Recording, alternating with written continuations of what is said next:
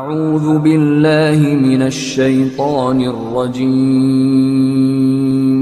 बिस्मिल्लाहिर्रहमानिर्रहीम। इस वीडियो को अपने दोस्तों के साथ जरूर शेयर कीजिएगा और इस वीडियो में कमेंट करके हमें लाजमी तौर पर बताइएगा कि आने वाले वक्त में आप किस तरह की वीडियोस देखना पसंद करते हैं। और अगर आपने अभी तक हमारा चैनल सब्सक्राइब नहीं किया तो फौरन सब्सक्राइब कीजिए, साथ ही बेल आइकॉन पर क्लिक करें ताकि मजीद आने वाली वीडियो जहां वक्तन फवक्तन आपके लिए इस चैनल पर अपलोड करते हैं वो आपको वक्त पर मिलती रहे और आप उनसे मुस्तफीद होते रहें। अगली वीडियो तक हमें दीजिए इजाजत, अपना ख्याल रखिएगा, अल्लाह हाफिज। Assalamu alaikum दोस्तों, myself Muhammad Shoaib Akhtar and today we will learn about General Science Class 5th Unit number 4 Matter and Changes in its State। हम पहले भी डिस्कस कर चुके हैं इसकी स्टेट्स वगैरह मैटर की। देन हम इस लेक्चर में डिस्कस करेंगे role of evaporation and condensation in the water cycle, forms of moisture in the environment. ये दो टॉपिक हम इस लेक्चर में डिस्कस करेंगे। ये हमारे इस यूनिट का लास्ट लेक्चर है। तो सबसे पहले हम डिफाइन करते हैं कि वाटर बॉडीज क्या होती हैं। Sea, river, lake, canal and ponds etcetera are called water bodies. मतलब ये जो हमारे पास होते हैं, समुंदर हो गया, नहरें हो गई, ये हमारे पास क्या है, वाटर बॉडीज जिनके अंदर पानी होता है। वाटर साइकिल क्या है, the transfer of water from water bodies to atmosphere and its return back. मतलब ये कि पानी का वाटर बॉडीज से माहौल की तरफ और दोबारा फिर वापस आ जाना, इसे हम क्या कहते हैं, वाटर साइकिल। मतलब एक किस्म का साइकिल है। इसके एक्सप्लेनेशन हम लोग देख लेते हैं कि the sun shine on water bodies, मतलब ये जो सूरज होता है ये मतलब वाटर बॉडीज पे चमकता है। Makes the water evaporate into atmosphere in the form of vapour.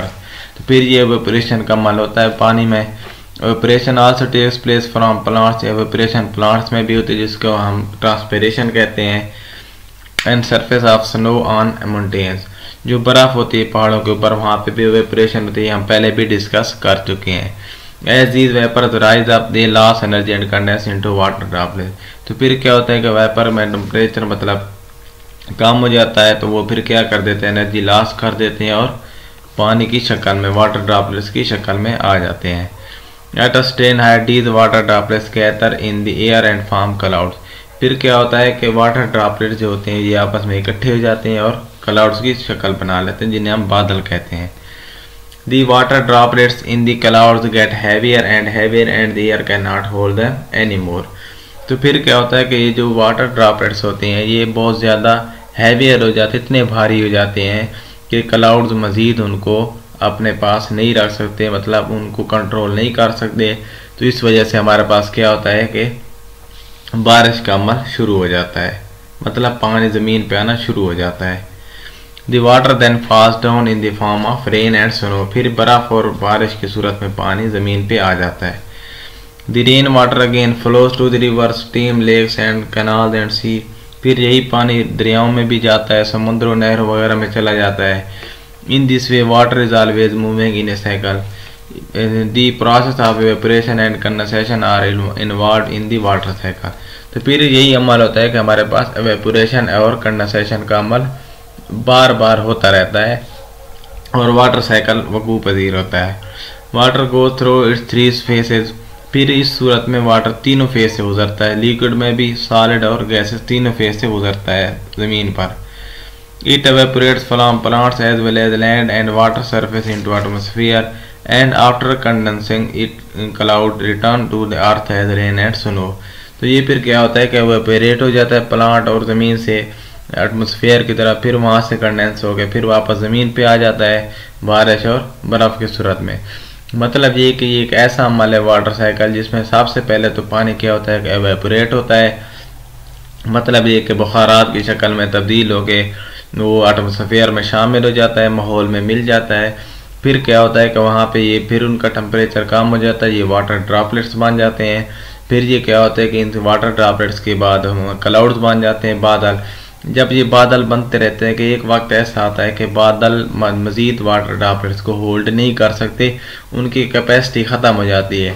तो फिर उसके बाद क्या सूरत हाल होती है कि वही जो वाटर ड्रॉपलेट्स जो एवेपोरेट हुए थे ज़मीन से या मतलब प्लांट से, वो फिर क्या होता है कि बारिश की सूरत में या बर्फ़ गिरना शुरू हो जाती है या बारिश आना शुरू हो जाती है और दोबारा ज़मीन पे गिर जाते हैं, और यही पानी फिर दरियाओं समुद्रों में चला जाता है, फिर वहाँ से फिर एवेपोरेशन का अमल शुरू हो जाता है। ये एक किस्म का एक साइकिल चलता रहता है हमारे पास।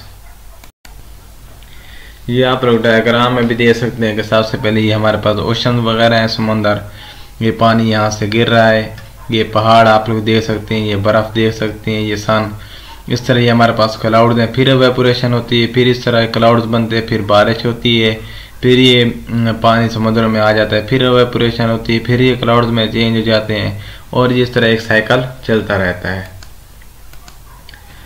अब हमारे पास forms of moisture in the environment, हम ये डिस्कस करेंगे कौन कौन सी फॉर्म्स हैं।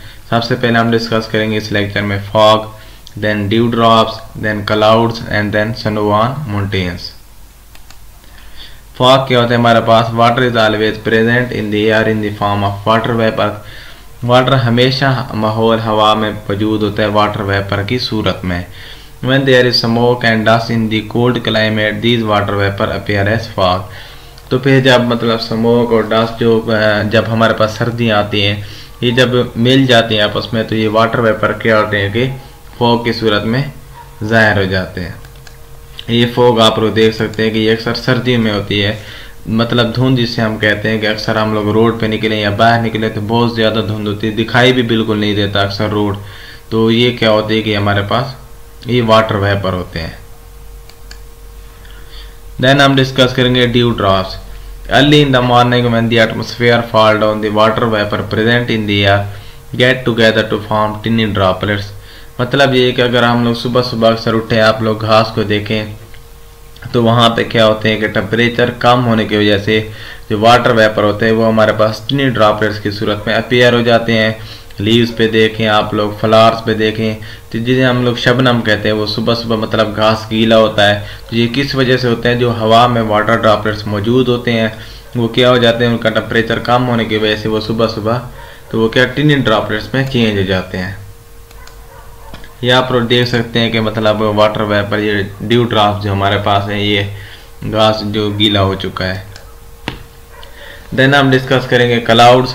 क्लाउड्स क्या होते हैं कि water vapour in the air are gaseous state of water at certain height, water vapours in the air condense to form water droplets liquid state due to cloud.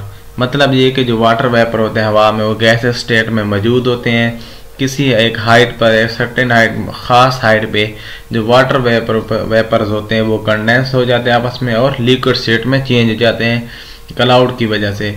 The presence of water droplets in the air form cloud, तो फिर ये क्या बना देते हैं, cloud, बादल जिन्हें हम कहते हैं। ये देख लें आप लोग बादल, ये ड्यू टू किस वजह से होते हैं, वाटर वेपर्स की वजह से। ये हमारे पास देन हम डिस्कस करेंगे snow on mountains. In severe winter the water present in the atmosphere freezes to form snow on the mountain and a layer of frost on the surface of ponds and lakes. सर्दियों में अक्सर पहाड़ी इलाकों में आप लोग देख सकते हैं, पाकिस्तान में बहुत खूबसूरत पहाड़ी इलाके हैं, वहाँ पे अक्सर सर्दियों में इतने ज़्यादा बादलों पे मतलब पहाड़ों पे बर्फ़ जमना शुरू हो जाती है। अक्सर इलाकों में मरी वाला इलाका है, इस्लामाबाद में इतनी नहीं होती, लेकिन मरी हो गया, गिलगित बल्तिस्तान हो गया, जैसे सकरदू है, ये हमारे पास ऐसे इलाके हैं जहाँ सर्दियों में शदीद बर्फ़ पड़ती है, रोड ब्लॉक हो जाते हैं, बर्फ़ के कोले जो बड़े बड़े होते हैं वो गिरते हैं। तो मतलब ये कि ये किस वजह से होता है, वाटर वेपर जो मौजूद होते हैं वो फ्रीज हो जाते हैं बिल्कुल और बर्फ़ की सूरत में अपीयर होते हैं। ये देख लें आप लोग, बर्फ़ पहाड़ बिल्कुल ढके हुए हैं, बहुत सख्त बर्फ़ होती है, कोई आम बर्फ़ ये नहीं होती। तो ये हमने सारा कुछ इस यूनिट में डिस्कस किया कि मैटर क्या होते हैं, उसके स्टेट्स कौन सी होती है, हमने सब अलग-अलग एक 1 बाय 1 डिस्कस किया। तो ये IRA ऑनलाइन लर्निंग स्कूल ये हमारा चैनल है, इसको ज़रूर सब्सक्राइब कीजिएगा और हमें सपोर्ट कीजिए।